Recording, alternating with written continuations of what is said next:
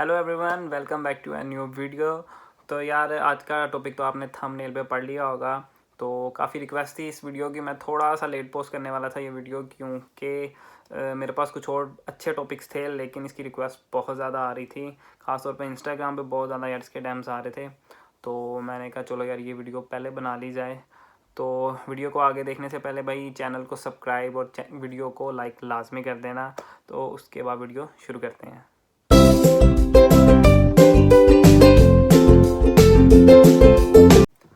तो यार हर यूनिवर्सिटी का जो इंटरव्यू होता है वो ऑलमोस्ट बिल्कुल सेम होता है।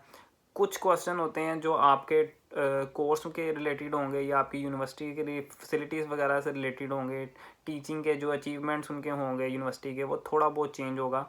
इससे ज़्यादा कुछ भी चेंज नहीं होता, सेम क्वेश्चनिंग होती है। और ये क्वेश्चनिंग भी ज़्यादातर इसीलिए देखी जाती है कि यार बच्चे को इंग्लिश सही तरह से बोल नहीं आती कि नहीं। मेन चीज़ मेरे ख्याल में वो यही पकड़ते हैं कि वो हमसे अच्छे से कम्युनिकेशन भी कर सकता है या नहीं कर सकता। मेनली जो मैंने देखा है वो यही करते हैं। सम टाइम वो 5 मिनट का भी इंटरव्यू लेते हैं और सम टाइम तकरीबन जो मैंने अब तक सुना हुआ है वो ऑलमोस्ट 2 घंटे का इंटरव्यू भी गया हुआ है। वो आपकी यूनिवर्सिटी पर डिपेंड करता है।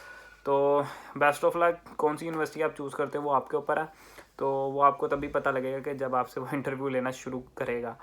तो मेरा जो इंटरव्यू था वो almost 15 minutes and some seconds रहा था, क्योंकि उस टाइम पे जो रश बहुत ज़्यादा था। क्योंकि शुरू में जो इंटरव्यू हो रहे थे वो तकरीबन 30 मिनट तक जा रहे थे हमारी यूनिवर्सिटी ऑफ हार्टफोर्डशायर के। लेकिन हमारे टाइम पर रश इतना ज़्यादा था कि वो सिर्फ आपसे बेसिक बेसिक क्वेश्चन पूछ रहे थे। लेकिन अब फॉर एग्जांपल मैं आपको देता हूँ BCU university, Birmingham city university की। तो उनका ऑलमोस्ट 1.5 से 2 घंटे का इंटरव्यू भी होता है, क्योंकि मेरे कज़न ने दिया हुआ है। तो भाई अपनी प्रैक्टिस पूरी रखनी है, ठीक है। जो आपको कंसल्टेंट बताता है वो भी आपने करना है, और उसके अलावा आपने अपनी स्टडी लाजमी करनी है। क्योंकि जितना आपको ज़्यादा पता होगा उतना ही ज़्यादा आपको उसको जवाब देने में आसानी होगी। अगर एक चीज़ भूल भी जाती है तो आपको कम से कम नेक्स्ट स्टेप पता होगा कि यार मैं इसको रिप्लेस करके ये बोल देता हूँ। तो भाई अपना होमवर्क आपने लाजमी करना है। तो यार इंटरव्यू शुरू करने से पहले वो आपसे पूछ लेता है कि यार आप बिल्कुल फ्री हैं, आपको किसी तरह की डिस्टरबेंस तो नहीं है। आप अगर फ्री हैं तो आप फिर इस इंटरव्यू को शुरू करें, नहीं तो हम आपको फिर कभी कॉल कर लेंगे।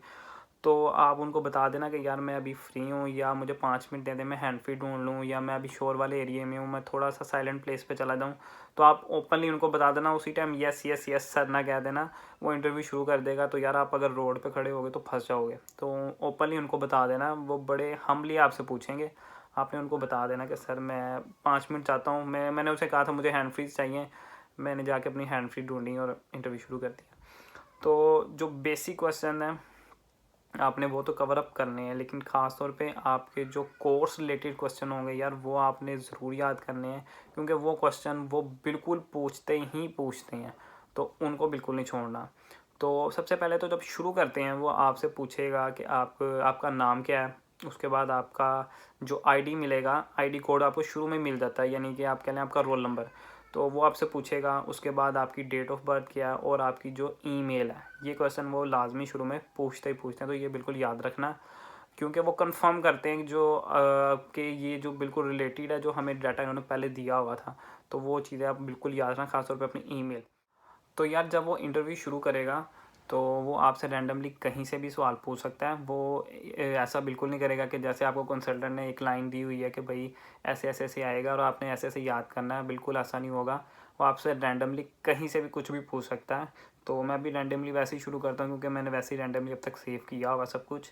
अगर किसी को भाई मेरे नोट्स चाहिए हो, क्योंकि मैंने यूनिवर्सिटी ऑफ हार्टफोर्डशायर के लिए बनाए थे, लेकिन अगर आपको लगता है कि आपकी यूनिवर्सिटी में भी काम आ जाएंगे तो भाई मुझे इंस्टाग्राम पे आप मैसेज कर देना कि भाई मुझे आपके नोट्स चाहिए, तो मैं आपको वहाँ पे सेंड कर दूँगा। तो फर्स्ट क्वेश्चन से शुरू करते हैं। तो आपसे वो पूछ सकता है कि यार why not Pakistan, why not India. तो आप उसको थोड़ा घुमा फिर आगे थोड़ा सा जवाब देना, बिल्कुल डायरेक्ट 1-2 लाइनों में ख़त्म नहीं करना आपने। उसको बताओ कि यार ये जो कोर्स है ना कि हमारी यूनिवर्सिटीज़ यहाँ पे बिल्कुल नहीं दे रही, तो मुझे इसी में इंटरेस्टेड है, इस वजह से मैं यहाँ पे करना चाह रहा हूँ। क्योंकि और हमारी जो यूनिवर्सिटीज़ हैं वो टॉप 400 यूनिवर्सिटीज़ में लाई नहीं करती। तो दैट्स वाई मैंने सोचा कि मैं यहाँ पे आ जाऊँ। इस 2-3-4 बातें आपने ना उसको लगा के दे देनी है। एकदम बात ख़त्म नहीं करनी कि सर ये बस इतनी सी बात है और ख़त्म कर दिया। आपने उसको थोड़ा डिटेल कम से कम यार 5 से 6 हेडिंग्स आपने थोड़ी छोटी छोटी बना के ना आपने उसको रीज़न्स देनी है कि ये रीज़न्स है, दैट्स वाई मैं पाकिस्तान में पढ़ना नहीं चाह रहा। और उसके बाद वो आपसे पूछ सकता है कि स्कोप ऑफ डिग्री, कि आपकी डिग्री का स्कोप क्या है। तो ये आपको ज़्यादा पता होगा कि आपने जिस डिग्री में भी एडमिशन लिया है तो उसका आपके आगे अब स्कोप क्या है उसका, तो उसको भी आपने डिस्क्राइब करना है। ऑलमोस्ट ट्राई करना कि हाफ पेज तो कम से कम ना आप उसको सुनाओ, ताकि उसको पता हो यार, आपको पता है कि आपकी डिग्री का नेक्स्ट स्कोप क्या है। थर्ड क्वेश्चन वो आपसे पूछ सकता है कि वाई चूज़ दिस कोर्स। वही बात है, आपने उसे बता देना कि यार मेरे कोर्स के अंदर ये चीज़ें हैं जो मुझे यहाँ पे आके इस तरह वापस मैंने इंडिया आ जाना है, तो भाई मुझे ये यहाँ पे बहुत बेनिफिशियल होगा, फ़लाना फ़लाना कंपनी में मुझे जॉब मिल सकती है, तो दैट्स वाई मैंने ये जो कोर्स है वो चूज़ किया। नेक्स्ट क्वेश्चन वो आपसे पूछ सकता है भाई वाई यूके। तो यूके में भी भाई बहुत सारी चीज़ें हैं, आप उसको बता सकते हो कि यार हमारी कंट्री के अंदर जो मास्टर था, पाकिस्तान में मास्टर 2 इयर्स का है, तो हम कह सकते हैं कि यार हमें जो यहाँ पे 2 इयर्स का पड़ रहा है पाकिस्तान में और यूके में 1 साल का पड़ रहा है। उसके बाद जो यूके है वो मेरी होमलैंड कंट्री से बिल्कुल पास है, इस वजह से मैंने कनाडा या ऑस्ट्रेलिया वगैरह में अप्लाई नहीं किया। और उसके बाद बता सकते हो यार यहाँ पे जो टॉप यूनिवर्सिटीज़ हैं वो यूके के अंदर हैं, मल्टी कल्चरल जगह है यहाँ पे, तो हर तरह का बंदा यहाँ पे आपको मिल जाता है। तो इस तरह की कम से कम आपने उसको ना 7-8 लाइन्स कम से कम आपने उसको बतानी है, ताकि वो तसल्ली कर सके। 2-3 लाइनों में आपने काम ख़त्म बिल्कुल नहीं करना, ठीक है। मेरे से एक बार हल्का सा ऐसा स्टेप हो गया था, जो यूनिक कंपैरिजन था, उसने यूनिक कंपैरिजन ही पूछा था, छोटा सा उसने टॉपिक बनाया था कि आपने और कौन सी यूनिवर्सिटीज़ को चूज़ किया था, तो मैंने सिर्फ उसको नाम बता दिया, मैंने उसको डिटेल बिल्कुल नहीं बताई। तो अगर तो आप सेफ खेलना चाहते हो तो यूनिक कंपैरिजन याद से कर लेना, जो यूनिवर्सिटीज़ आप उसको बताने वाले हो। नेक्स्ट क्वेश्चन आपका ये बन जाएगा कि आपने इसके अलावा किसी और यूनिवर्सिटीज़ में ट्राई किया था, तो आपने कहना यस मैंने 2 यूनिवर्सिटीज़ चूज़ की थी, फ़लाना यूनिवर्सिटी एंड फ़लाना यूनिवर्सिटी, और उसका आपने कंपैरिजन बता देना है। कंपैरिजन में भी कम से कम 5 से 6 आपने उसको कंपैरिजन्स बताने हैं कि भाई इस यूनिवर्सिटी में ये था, इस यूनिवर्सिटी में ये नहीं था, इस यूनिवर्सिटी में उनकी रैंक ये थी, इस यूनिवर्सिटी में उनकी रैंक ये थी, स्टडी पोर्टल पे उनकी रैंकिंग इतनी थी, इनकी अचीवमेंट्स ये थी, वो ये फैसिलिटीज़ दे रही थी, दैट्स वाई मैंने इन यूनिवर्सिटीज़ को चूज़ नहीं किया और मैंने अपनी जो हार्टफोर्डशायर यूनिवर्सिटी तो मैंने उसको चूज़ किया।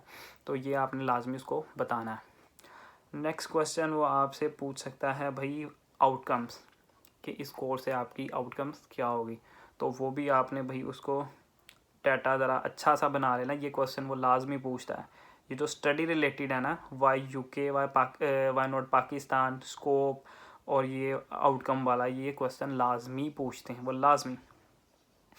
और उसके बाद वो पूछ सकता है आपसे how UK degree is beneficial for you, तो उसमें भी आपने उसको बता देना कि भाई ये डिग्री है, मेरा जो दोस्त है वो फ़लाना फ़लाना कंपनी में लगा हुआ है, उसने ये डिग्री की हुई है ऑलरेडी, तो यहाँ पे उसका बहुत ज़्यादा स्कोप है, तो मैं अगर वो जॉब यहाँ लेना चाहता हूँ, क्योंकि मैंने अपनी डिग्री ख़त्म करने का, आपने उसको ये नहीं बताना कि मैं यहाँ रहना चाहता हूँ, आपने उसको बताना है कि भाई ये डिग्री ख़त्म करने के बाद मैंने पाकिस्तान वापस आ जाना है और यहाँ पे इसकी बहुत ज़्यादा डिमांड है, फ़लाना फ़लाना कंपनी है वो मुझे इतना पे करेगी अगर मैं यहाँ पे आके जॉब लेता हूँ।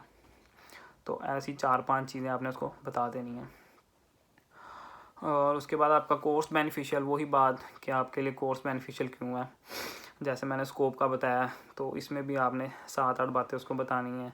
फिर वो पूछेगा कि आपने इस यूनिवर्सिटी को चूज़ क्यों किया, why you choose university of Hertfordshire, तो उसमें भी आपने पहले तो उनकी अचीवमेंट्स बता देनी है, फिर उनकी टीचिंग की थोड़ी तारीफ़ करनी है आपने यूनिवर्सिटी की, ठीक है।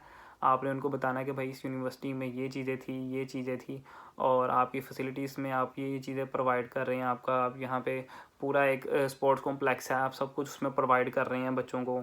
और अगर मैं आपकी यूनिवर्सिटी से पढ़ता हूँ तो मुझे जॉब की जो एम्प्लॉयमेंट रेशियो है वो भी आपकी बहुत अच्छी है, तकरीबन मेरे टाइम पे 95% थी आई गेस। तो उस ये कम से कम यार 1-1.5 पेज कम से कम आपको याद होना चाहिए यूनिवर्सिटी की तारीफ़ में, आपने उनको ऐसे चिपकाना है। और उसके बाद आपसे पूछ सकता है, ऐसे पूछा नहीं, पूछ सकता है कि आप ये यूनिवर्सिटी किस एरिया में है, ये पूछ सकते हैं। ये मैंने भी तैयारी की थी उस टाइम। शायद उसने एक लड़के से पूछा था कि आपको पता है कि यूनिवर्सिटी कहाँ पे है, तो सॉरी एक लड़की से पूछा था, उसने उसे बता दिया कि कोई और ही जगह बता दी। तो वो भी ना चस्के लेने लग गया, आगे से उसको पूछने लग गया अच्छा ये क्या वो क्या। तो आपने ये चीज़ याद रखनी है कि आपकी यूनिवर्सिटी है किस जगह पे। और अगर आपका नेक्स्ट क्वेश्चन होगा गैप इशू का, अगर आपका गैप इशू पूछता नहीं है पर इन केस अगर वो पूछ ले तो आपको पता होना चाहिए कि यार आपका गैप कैसे कैसे था। उन्होंने आपसे डिटेल कुछ नहीं लेनी, आपने बस कुछ ना कोर्सेज बता देने कि यार ये कोर्स था मैंने इस टाइम से इस टाइम तक किया, फिर इस टाइम से इस टाइम तक मैंने ये कोर्स किया और इसके बाद मैंने आगे एडमिशन ले लिया, दैट्स इट।